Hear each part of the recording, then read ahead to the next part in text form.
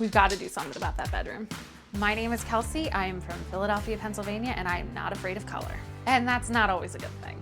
I grew up in a house where everything was pretty beige and neutral, and when I bought my first house, I just needed a change and I needed color. Where things got really out of control was our master bedroom. I was in a craft store and I found a wooden letter with my initial K for Kelsey, and it had these interesting colors, and decided to build my room around it. It is now known as the Sherbert room. I need help. Hi. Come on in. Hi. This is my husband, Tony. Hi, Tony. Hi. John. Nice to meet you. Nice to meet you too. I hear you guys have a sherbet room. It is Sherbert, it's our bedroom. The bedroom. The bedroom. Let me see this room. Okay. Wow. Yeah. The sherbet room it is. It is. Okay, I know what I'm gonna do. So if you two can skedaddle for a little bit, I'm gonna get to work and it won't be sherbet anymore. So the first step is to get the guys from Mr. Contractor in here to empty the room out and prep these walls. She is bold with color. I'm trying to be bold with how we use color. We've got a family of blues and greens. They've got a lot of gray in them. And now I just gotta see how they look on the walls in this room, and not just one wall, because light changes throughout the day and the way it reflects off of different walls is different. So I'm gonna try it on 2 different walls and close to the trim so I get as much information to work with as possible. When you use flat paint, you really have to wait for it to dry to get the true tone of the color, because it usually dries quite a bit darker. I think I wanna use all 3 colors.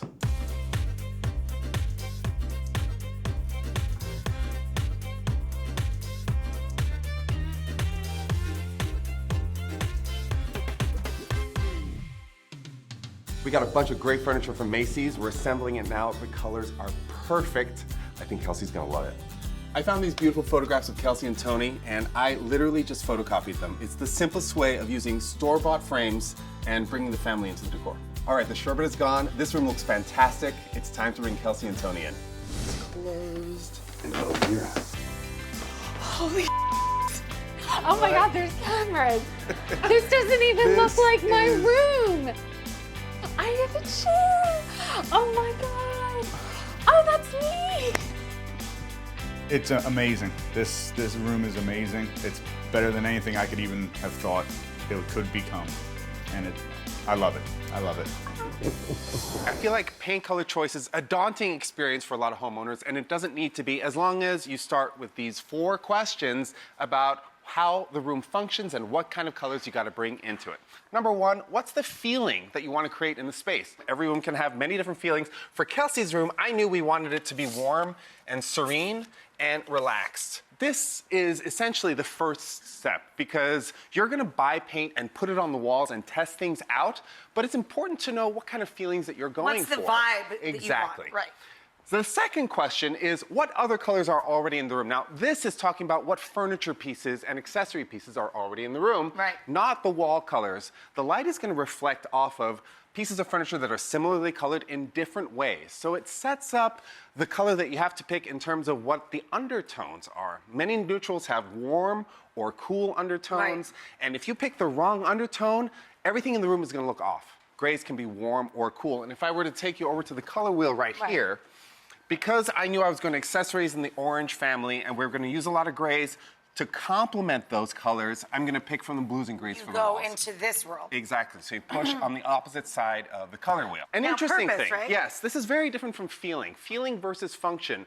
How are you going to use the room? Some people do have home offices with a desk in a corner of a bedroom. Yeah. And you can definitely deal with that. You bring in a brighter color scheme, more energetic colors maybe, and of course a different lighting scheme.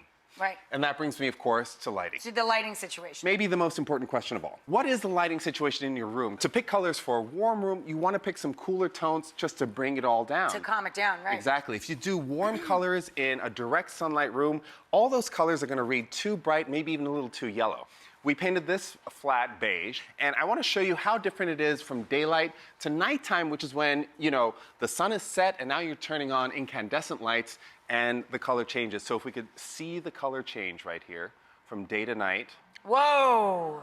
It's a big difference. Look how much more yellow it looks. So you want to choose a neutral with a much more cooler undertone. And to pick an undertone, again, you go to the color wheel and you go to the most saturated color of the color wheel to see where the undertones of that neutral that you picked were.